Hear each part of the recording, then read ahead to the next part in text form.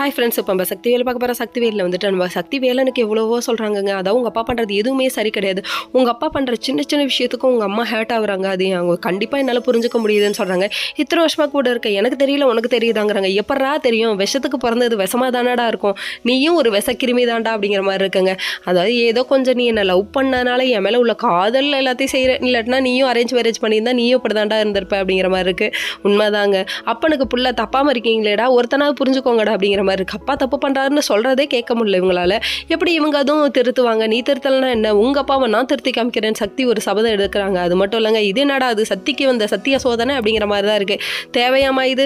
நம்ம வந்த வேலையை மட்டும் பார்ப்போம், இல்லாட்டினா மர்டர் பண்ணுற ரேஞ்சுக்கு இவனுங்கெல்லாம் போவானுங்க. இவனுங்க ஒரு கொலகார கூட்டம். இதெல்லாம் தேவையான்னு சொல்லி கேட்டால் அஞ்சனேரு வில்லு ஹரிச்சந்திர சொல்லுங்குது. இப்போ என்னதான் சொல்ல வர, விஷயத்துக்கு வாமா அப்படின்னாச்சு. அப்புறம் கடைசியில் பார்த்தா நான் திருத்தி அவன் சபதத்தை மேற்கொண்டுட்டு இருக்க டைமில் திடீர்னு வந்து வேளா வேளா அப்படின்னு சொல்லிட்டு வருது. ஆவுன்னா வெளியே வந்து எட்டி பார்க்குறானே கரடி மூஞ்சி வாங்க அப்படிங்கிற மாதிரி இருக்குது. சிக்கல் சௌபதியை பார்க்க வந்து வெளியே வந்து சங்கத்தாளுங்கெல்லாம் வந்திருக்காங்க. என்னன்னு போய் கேளு அப்படின்னு கேட்டதுக்கு தென்னரசை போட்டு கொடுத்துறாங்க. மாட்டிக்கிட்டான் கட்டேருமை மாட்டிக்கிட்டான் அந்த மாதிரி ஆச்சுங்க. அதுக்கப்புறம் டைனிங் டேபிளில் உட்காந்துருக்கும் போது என்ன விஷயம்டான்னு சொல்லி கேட்க, அதுக்கப்புறம் அண்ணனை போட்டு கொடுத்துறாரு. இப்படி போட்டு கொடுத்துருச்சு காட்டு பண்ணி அப்படிங்கிற மாதிரி ஆச்சு. அது மட்டுமா நம்ம சிக்கல் சௌபதியை பார்த்தோன்னே காட்டுப்பூச்சி வேலையை காட்டுடா அப்படிங்கிற ரேஞ்சுக்கு போயிடுச்சு. அவரு வந்துட்டு மிரட்ட இந்த மிரட்டலுக்கெல்லாம் நான் பயப்பட மாட்டேன், நீ என்ன பண்ணுவேன், நான் என்ன பண்ணுவேன் அந்த ரேஞ்சுக்கு போயிடுச்சுங்க. கடைசியில் பார்த்தா